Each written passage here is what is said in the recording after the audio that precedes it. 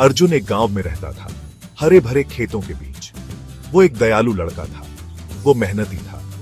वो ईमानदारी में विश्वास रखता था। अर्जुन अपने परिवार की मदद करता था।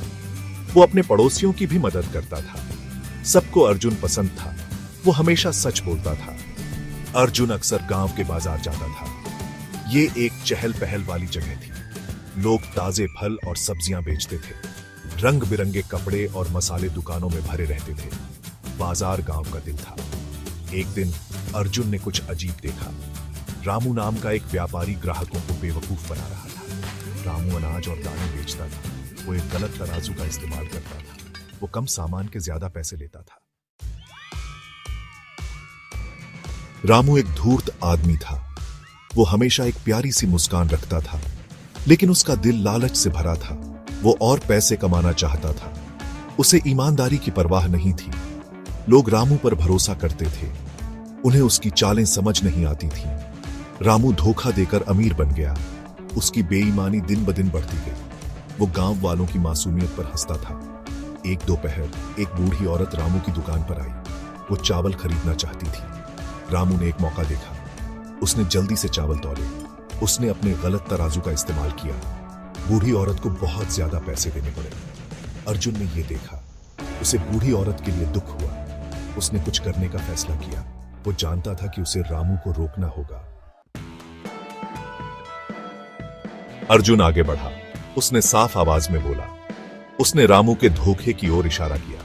उसने सबको गलत तराजू दिखाया। गांव वाले हैरानी से देखते रहे।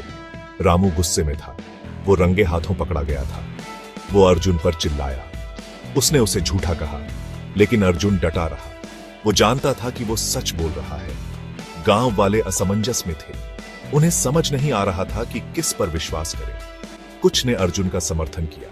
वे भी रामू से ठगे गए थे। दूसरे लोग हिचकिचा रहे थे। उन्हें रामू के गुस्से का डर था। रामू ने बदला लेने का फैसला किया। वो अर्जुन को सबक सिखाना चाहता था। उसने अफवाहें फैलानी शुरू कर दी।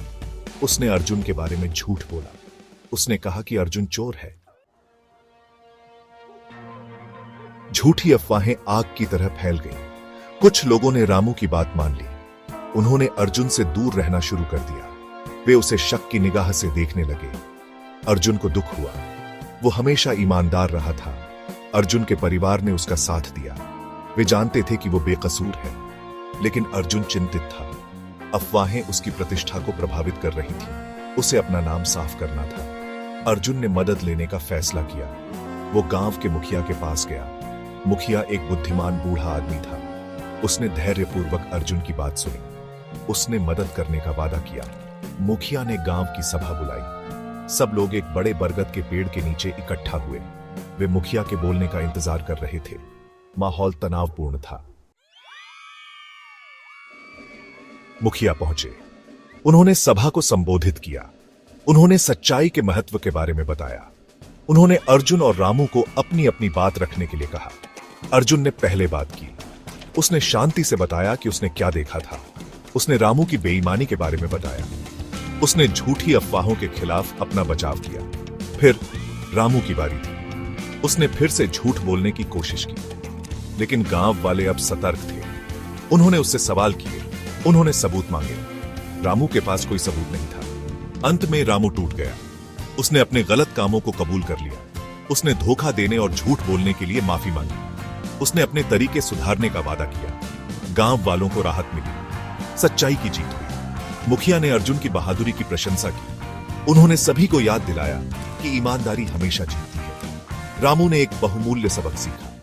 उसने सच्चाई की ताकत को महसूस किया।